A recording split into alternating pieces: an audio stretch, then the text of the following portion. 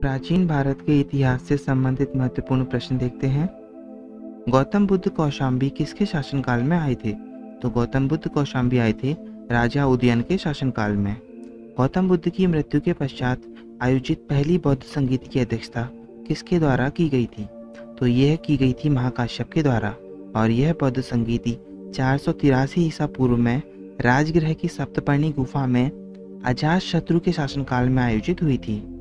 अगला प्रश्न है, प्रथम शताब्दी में चतुर्थ बौद्ध संगीति का आयोजन किस शासक के संरक्षण में हुआ था? तो यह हुआ था कनिष्क के काल में, और यह कश्मीर कुंडल वन में इसको आयोजित किया गया था, और इस बौद्ध संगीत की अध्यक्षता वसुमित्र द्वारा की गई थी।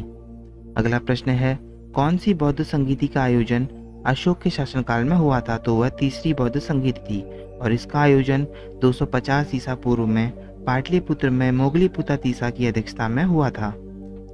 अगला प्रश्न है, द्वितीय बौद्ध संगीति की अध्यक्षता किसके द्वारा की गई थी? तो द्वितीय बौद्ध संगीत की अध्यक्षता की गई थी सर्वकामिनी द्वारा, और यह बौद्ध संगीति 383 ईसा पूर्व में वैशाली नामक स्थान पर कालाशोक के शासनकाल में आयोजित हुई थी। अगला प्रश्न है, महाबोधि मंदिर किस स्थान पर स्थित है? तो महाबोधि मंदिर है बोधगया में, और निरंजना नदी के किनारे स्थित इस स्थल में गौतम बुद्ध को ज्ञान प्राप्त हुआ था, बोधगया में। और बोधगया में स्थित बोधि वृक्ष को शशांक के द्वारा नष्ट किया गया था। अगला प्रश्न है, बुद्ध से संबंधित किस सूत्र में अष्टांग मार्ग की संकल्पना के विषय में बताया गया है? तो अष्टांग मार्ग के विषय में धर्मचक्र प्रवर्तन सूत्र में बताया गया है। अगला प्रश्न है, गौतम बुद्ध द्वारा बौद्ध संघ में स्त्रियों के प्रवेश की अनुमति किस स्थान पर दी गई थी? तो यह दी गई थी वैशाली में। किस बौद्ध ग्रंथ से बौद्ध संघ से संबंधित नियम प्राप्त होते हैं? तो वह बौद्ध ग्रंथ है विनय पिटक। आगे बात करें तो सुत्त पिटक से गौतम बुद्ध की नीति व सिद्धांत से संबंधित प्रवचन प्राप्त होते हैं। वह अभिधम्म पिटक से गौतम बुद्ध के दर्शन से संबंधित सिद्धांत मिलते हैं। अगला प्रश्न है, विश्व शांति स्तूप बिहार के किस स्थान पर स्थित है? तो विश्व शांति स्तूप बिहार के राजगीर नामक स्थान पर स्थित है। बोधगया में स्थित भगवान बुद्ध की 80 फुट बड़ी प्रतिमा किस देश के लोगों के द्वारा निर्मित की गई है? तो यह जापानियों के द्वारा निर्मित की गई है। The light of the Asia पुस्तक किस पर आधारित है? The light of the Asia पुस्तक ललित विस्तर पर आधारित है, और यह पुस्तक एडविन अर्नोल्ड द्वारा लिखी गई थी। इसके अतिरिक्त गौतम बुद्ध को एशिया के ज्योतिपुंज के तौर पर जाना जाता है।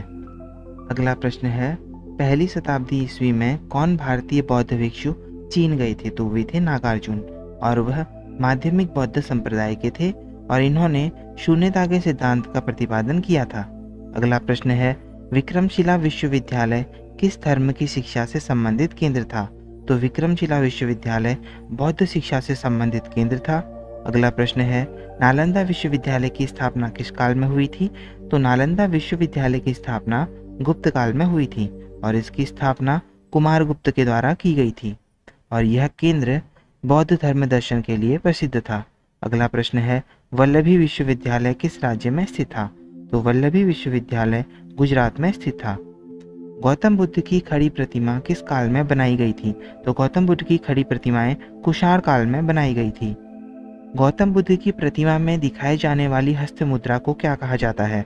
तो गौतम बुद्ध की प्रतिमा में जो हस्त मुद्रा दिखाई देती है वह भूमि स्पर्श मुद्रा है, और यह मुद्रा बुद्ध के स्वयं की शुचिता व शुद्धता को प्रमाणित करने के लिए धरती के आह्वान का सूचक है, और इस मुद्रा में स्थित सारनाथ बुद्ध मूर्ति गुप्त काल से संबंधित है।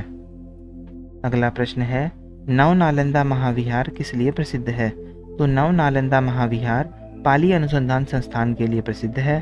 अगला प्रश्न है, बौद्ध धर्म से संबंधित चैत्य व विहार में क्या अंतर है?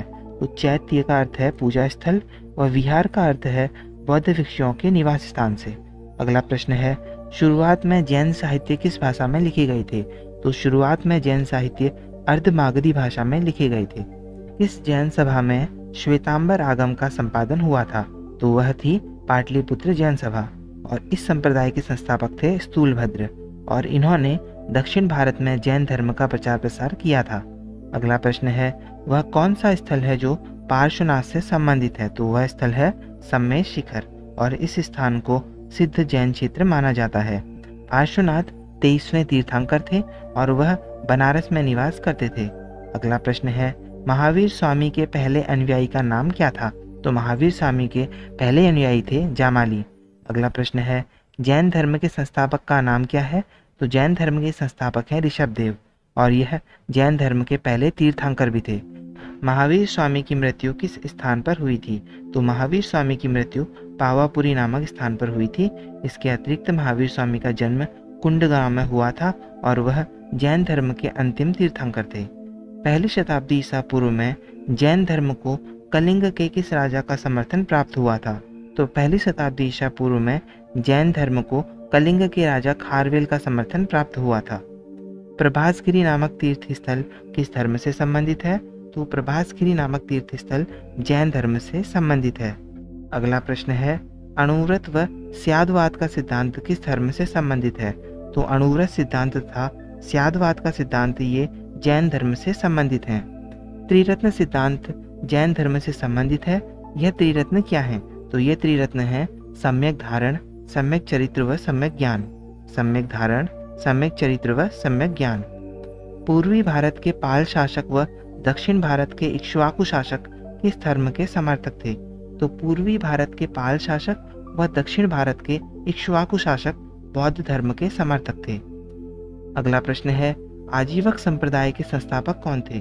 तो आजीवक संप्रदाय के संस्थापक थे मक्खली गोसाल और यह संप्रदाय नियति की अटलता पर विश्वास रखता था तथा इसके अतिरिक्त इस संप्रदाय के व्यक्तियों ने बराबर की गुफाओं में आश्रय लिया था।